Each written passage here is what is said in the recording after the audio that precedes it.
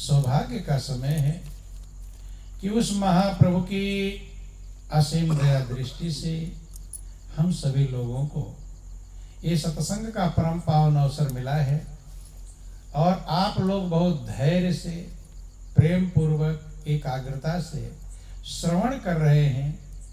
ये बहुत बड़ा प्रभु की कृपा है। चूंकि श्रोता और वक्ता दोनों ज्ञान के भंडार होना चाहिए। क्या होना चाहिए? ज्ञान के, कि श्रोता वक्ता ज्ञान निधि, कथा राम के गूढ़। जो प्रभु की चर्चा है, प्रभु की कथा है, वो गूढ़ है, गहराई में होती है। जब आप एकाग्र होकर के मनन करते हैं, विचार करते हैं, तब कुछ बातें समझ में आती हैं। क्योंकि ज्ञान की बातों को महापुरुषों ने कहा कि कहत कठिन साधत कठिन है, कहत कठिन और सुमिरत कठिन, साधत कठिन विवेक, होए गुणाक्षर न्याय जो तो प्रत्यु अनेक। कहना कठिन है, समझना कठिन है और फिर साधना कठिन है, लेकिन असंभव नहीं कहा। ध्यान देना, असंभव नहीं, कठिन जरूर कहा है। और जब कठिन काम हम करते हैं तभी तो इनाम मिलता है। इनाम कौन से काम में मिलता? आसान काम में कि कठिन में? कठिन में। इसलिए जब उस काम को आप कर लेंगे तो आपका जीवन इनाम के लायक बन जाएगा।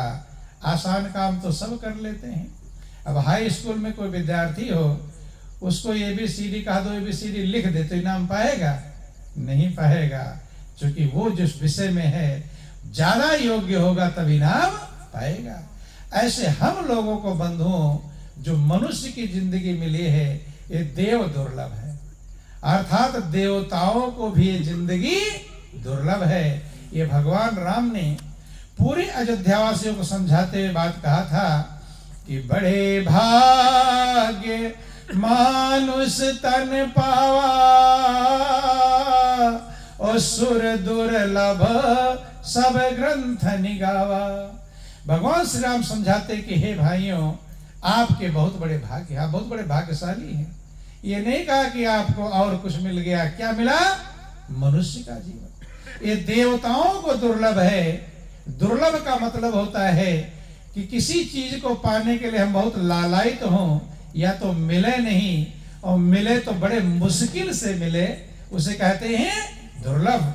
तो आपको जो जिंदगी मिली है, ये देवताओं को भी दुर्लभ है। अब सोच लेना कितना कीमती अवसर आपको मिला हुआ है, अथाह अनमोल मिला है। देवता जो नहीं प्राप्त कर पाते, वो मनुष्य को मिला हुआ है। लेकिन गौर करके देखेंगे, विचार करके देखेंगे कि मनुष्य से ज्यादा दुखी कोई दिखाई पड़ता नहीं।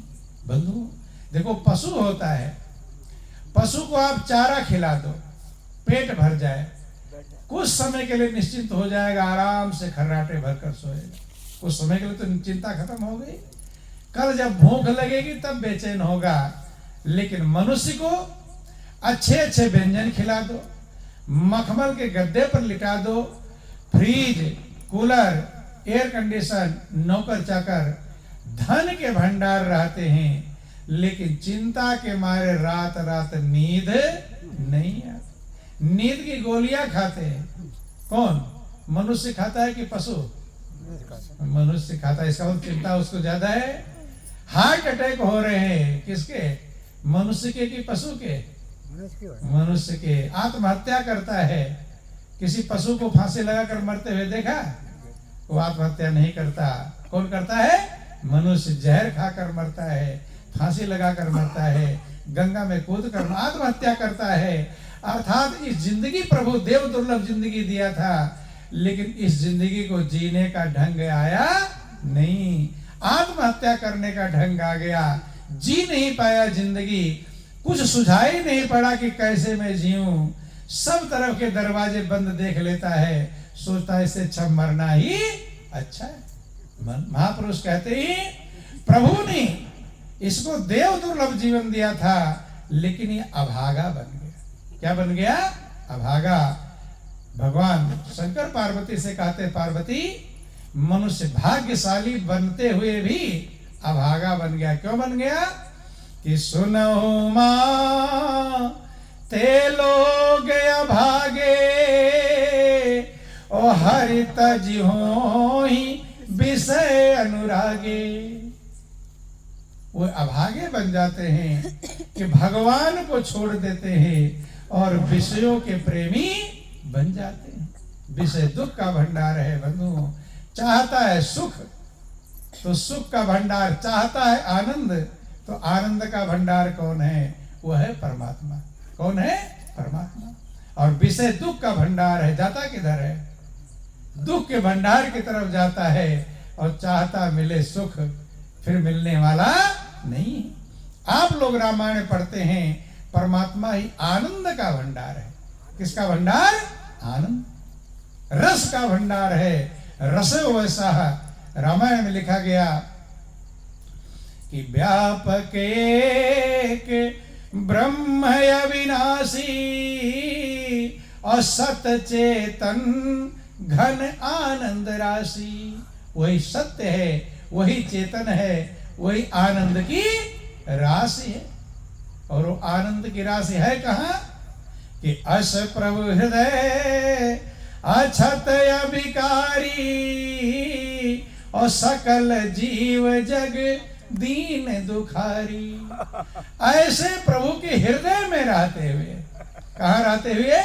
हृदय में। ध्यान देना भाई, आनंद का भंडार भगवान कहीं अमेरिका होते तो सोचता किराया भाड़ा नहीं है, वहां जा नहीं पाऊंगा, आनंद नहीं प्राप्त कर पाऊंगा, है दूर होता। लेकिन सब कहते हैं कि प्रभु हृदय में ही मौजूद है। सारे शास्त्र वेद पुराण कहते हैं। आप कहते कस्तूरी कुंडल बसे और मृग ढूंढे बनमाही, और ऐसे घट घट राम है और दुनिया जाने ना। कहा है राम? घट घट में है। और हनुमान जी ने खाली कहा नहीं, प्रैक्टिकल करके दिखा दिया। आप लोग हनुमान जी के मंदिर में जाते होंगे, सीना फाड़ के मूर्ति बनी होती है। बनी होती कि नहीं? फोटो बना होता है। उन्होंने खाली कहा नहीं कि भगवान हृदय में है, कहने पर लोग स्वीकार नहीं करते हैं, मानते नहीं। उनकी बात पर अगर लोग विश्वास कर लिए होते तो उनको सीना फाड़ने की जरूरत नहीं पड़ती। क्या जरूरत थी कष्ट उठाने की? उनकी बात पर लोग भरोसा नहीं किए। प्रमाण देने के लिए हनुमान जी ने सीना फाड़ा। विश्वास नहीं कर रहे हो? जैसे मेरे अंदर हैं ऐसे ही तुम्हारे अंदर मौजूद है। हनुमान जी की पूजा जरूर कर लेते हैं, लेकिन उनकी बात मानते नहीं, हृदय में नहीं खोजते। बंधु, महापुरुष कहते हैं कि वो आनंद का भंडार, शांति का स्रोत, सुखों का मूल परमात्मा आपके ही हृदय में। कहाँ है? आपके ही हृदय में है। तो ये ऐसे हृदय में रहते हुए भी संसार से प्रभु हृदय अछत अभिकारी और सकल जीव जग दीन दुखारी। क्यों दीन दुखी हैं? एक छोटा सा प्रसंग आपको समझाते हैं, आपको समझ में आ जाएगी। बोलो वृंदावन बिहारी लाल की जय। एक गड़रिया भेड़ चराने वाला भेड़ चराता रहता था। बंधुओं, बोलो वृंदावन बिहारी लाल की। तो भेड़ चराते चराते जंगल में गया अपनी भेड़ बकरियों के साथ में। तो जंगल में एक शेरनी देखा कि लगता है सो रही है। दूर से देखा और उसके पास छोटा सा बच्चा, जैसे अभी थोड़ी देर पहले पैदा हुआ हो, दाएं बाएं घूम रहा है। तो दूर से देखा, लगता है कि शेरनी सो नहीं रही है, मरी हुई है। कि सोने में और मरने में थोड़ा अंतर लगता है? नहीं लगता। सो रहा है अलग और मरा हुआ पूरा चित्त हो जाएगा, सोया हुआ थोड़ा सही सोएगा। उसे लगा कि ये मर गई है। दूर से देखा, थोड़ा गहराई में थी। ढेला ओला फेंक कर देखा, हिली डुली नहीं। एक आध ढेले उसको लग भी गए, शेरनी को लग गया, फिर भी हिली नहीं। अब समझ गया कि शेरनी की मौत हो गई है। थोड़ा थोड़ा धीरे हिम्मत करके उसके पास गया। वो छोटा सा बच्चा, जो शेरनी का बच्चा, वहीं घूम रहा था आसपास में। बंधु, अब जो है, अब नजदीक पहुंच गया, कंफर्म हो गया कि शेरनी की मौत हो गई। तो शेर का बच्चा अभी छोटा है, अभी थोड़ा मार डालेगा, अभी तो बच्चा ही है। बंधु, आपका बच्चा पैदा होता तो उठ बैठ भी नहीं पाता, वो तो थोड़ा चल फिर रहा है लेकिन खाने की क्षमता अभी नहीं। वो गडरिया उस शेर के बच्चे को ले आया साथ में और घर पर पाल लिया, उन्हीं भेड़ बकरियों के साथ उसे भी घुमाने लगा। तो ध्यान देना, छोटा बच्चा जब आया तो बकरियां बड़ी थी, उसे कभी मारती थी, कभी धक्का देती, कभी कुछ करती, कभी तो गिर भी जाता था। तो धीरे धीरे उनसे वो डरने लगा। क्या हो गया? डरने। और जो डरने लगा तो डर बैठ गया उसके अंदर कि सही नहीं चलूंगा तो मारेंगी मुझे। जो वो भेड़ उसे मार रही हैं। कब? अब वो डर जब बैठ गया तो बैठ ही गया। जो मनुष्य के, देखो ध्यान देना, कुछ लोगों के अंदर भूत प्रेत का डर बैठा होता है तो चले जाओ अंधेरे में, कहते नहीं मेरी हिम्मत नहीं, कहते हैं। और दूसरा जो निडर होता है चला जाता है। तो दोनों में अंतर, दोनों तो आदमी हैं, लेकिन एक अंदर डर बैठा हुआ है कहीं भूत प्रेत ना मिल जाए तो जा नहीं पाता, और एक निडर है चला जाता है। ऐसे उस शेर के बच्चे में डर बैठ गया कि गलती करने पर यह मुझे मारे, और साथ साथ घूमने लगा। जबकि बड़ा भी हो गया तो डर वो निकला नहीं, बैठा ही रह गया। बंधु, अब एक दिन सब भेड़ें पानी पीने गई तालाब किनारे। तो सब पानी पी रहे थे। तालाब के दूसरे साइड में एक बड़ा शेर आ गया। कौन आ गया? बड़ा शेर। अब बड़ा शेर जब उधर आया तो सब भेड़ें भागने लगी कि भागो शेर आ गया है। सब भागने लगी, वो शेर का बच्चा भी भागा। उस शेर ने देखा कि भीड़ के झुंड में और शेर का बच्चा, ये बड़ा आश्चर्य है, जबकि शेर तो भेड़ को खाता है। अब वो जो भागने लगा तो उस शेर ने क्या कहा कि तू भाग मत, मैं और दूर हट जा रहा हूं, मुझसे डर मत, थोड़ा अपना चेहरा पानी में दे। क्या देख? अपना चेहरा पानी में दे। थोड़ा पीछे हट गया। उस शेर के बच्चे को हिम्मत आई, जब पानी में अपना चेहरा देखा तो देखा कि जो वो है वही मैं हूं, अर्थात जो स्वरूप उसका वही स्वरूप मेरा है, दोनों में कोई अंतर नहीं। ऐसा जिससे मैं डर रहा हूं वही तो मैं भी हूं। उस शेर ने कहा मैं दहाड़ रहा हूं, अब तू भी दहाड़। जब उसने दहाड़ लगाई तो शेर का ही तो बच्चा था, इसने भी दहाड़ लगाया। अब जो भेड़ें उसे मारती थी, अब सारी भेड़ें उसकी दहाड़ से डर कर भागने लगी। कब भागी? जब अपने आप को शेर समझ गया। बंधु ध्यान देना, यही हाल हम लोगों का है। ये तो उदाहरण है। आप शेर के बच्चे हैं। किसके बच्चे हैं? किसके बच्चे हैं? शेर के। ईश्वर अंश जीव अविनाशी और चेतन अमल सहज सुख राशि। आप किसके अंश हैं?